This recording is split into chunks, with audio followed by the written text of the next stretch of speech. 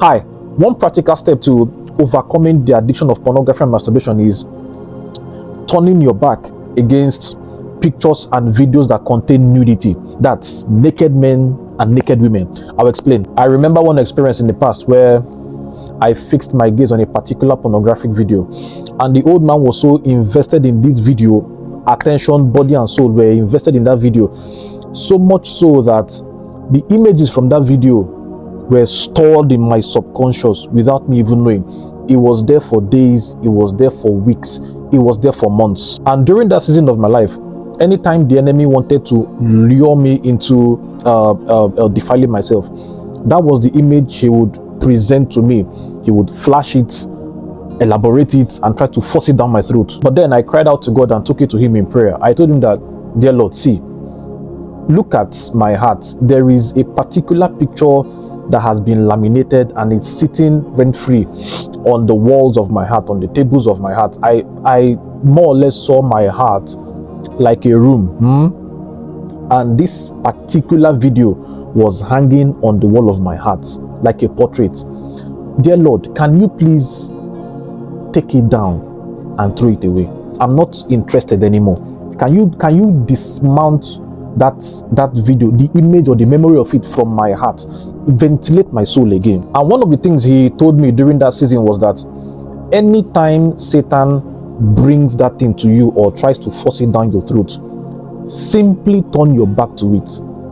Do not desire it. Simply say no. Don't give consent. Do not approve it. Do not desire it. He then took me to Proverbs chapter 3, 7b and then into 8, and it teaches that simply obey the Lord and refuse to do wrong, and unto you it shall be like good medicine that heals your wounds and eases your pains. And I told him that, Spirit of God, see, this thing has wounded me.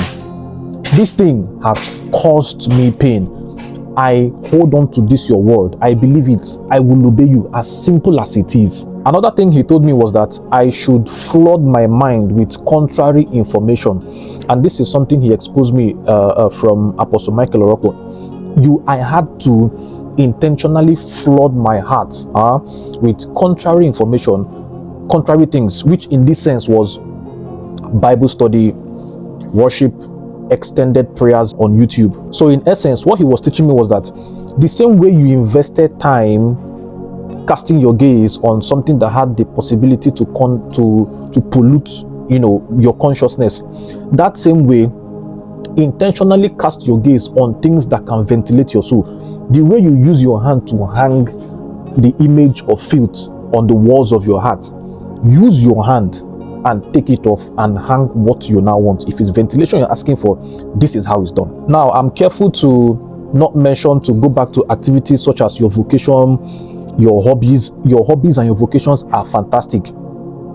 However, I have seen firsthand that in an attempt to run away from these lustful thoughts, and you choose the option or the route of your hobby or your vocation, where you are in that your hobby or your vocation, Satan will come back with that same image, and this time around he will amplify it. He will increase the intensity.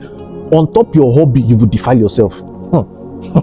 In essence, your hobby or your vocation does not have the power to diffuse or wear out the intensity of that lustful picture that has gained a stronghold in your heart. It is only in soaking yourself in his word that you can escape or diffuse and water down the ambush that Satan has laid for you. And remember, this temptation does not last long. It doesn't come Monday and then come Tuesday and then comes on Wednesday. No, especially when the devil gets the memo that this guy or this lady will not give consent. Right? So I believe this is useful information. I hope you make good use of it. Now you are wiser. Okay? I will see you on the next one. God bless you.